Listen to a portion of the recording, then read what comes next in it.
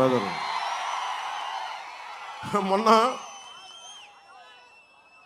మొన్న ఒక ఇంగ్లీష్ ఇంటర్వ్యూలో అడిగారు నన్ను, మిమ్మల్ని జగన్ ఇలా మాట్లాడుతున్నాడు, మీరు పార్టీ నమ్మేశారు ఇది అంటే చెప్పా.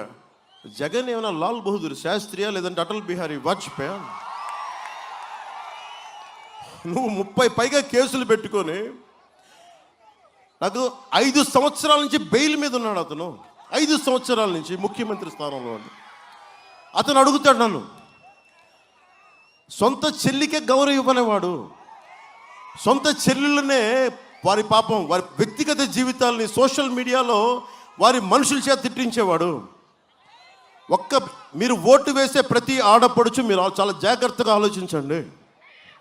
30,000 మంది పైచిలకు ఆడపిల్లలు అదృశ్యం అయిపోయారు. 30,000 మంది, ఒకళ్ళు కాదు ఇద్దరు కాదు. అది మీకు తెలియకపోవచ్చు, ఈ ఊర్లో ఎక్కడ ఉండిపోవచ్చు, మనకు కాదని అనుకోకండి. అలాగే చంద్రబాబు నాయుడు గారి సతీమణిని అంటే బూదు మనకి చాలా చిత్కారంగా మాట్లాడితే అది మన ఇంట్లో జరగద్దని అనుకోకండి. ప్రతి ఒక్కరూ కూడా ఈ చెడిపోయిన రాజకీయ వ్యవస్థను చూడమని అడుగుతా ఉన్నా. రాజకీయాలు ఏ స్థాయికి దిగజారిపోయాయో గమనించమని కోరుతా ఉన్నా. నిజంగా మీ బిడ్డను ఎదుర్కోలేకపోతా ఉన్నారు. మీ బిడ్డ ఒక్కడి మీద ఇంతమంది కలిసి ఏకమవుతా ఉన్నారు. ఒక చంద్రబాబు, ఒక ఈనాడు, ఒక ఆంధ్రజ్యోతి, ఒక టీవీ5, ఒక దత్తపుత్రుడు, ఒక బీజేపీ, ఒక కాంగ్రెస్, వీళ్ళందరికీ సరిపోడు అన్నట్టుగా నా 2 చెల్లెమ్మలతో కుట్రలు కూడా చేస్తూ ఈరోజు రాజకీయాలు చేస్తూ ఉన్నారు.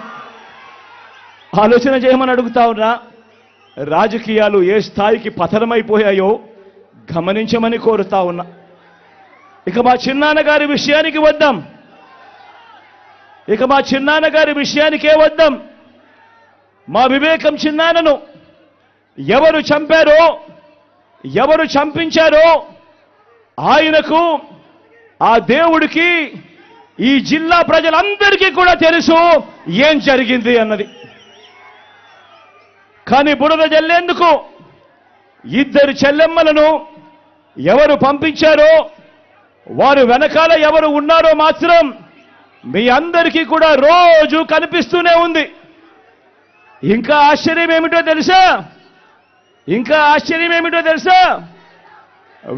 వివేకం చిన్నారను అతి దారుణంగా చంపి, అవును నేనే చంపాను అని అతి హేయంగా బహిరంగంగా చెప్పుకుంటూ తిరుగుతున్న హంతకుడికి మద్దతు ఇస్తున్నది ఎవరు? మీరే రోజు చూస్తున్నారు కదా అని అడుగుతా ఉన్నాను.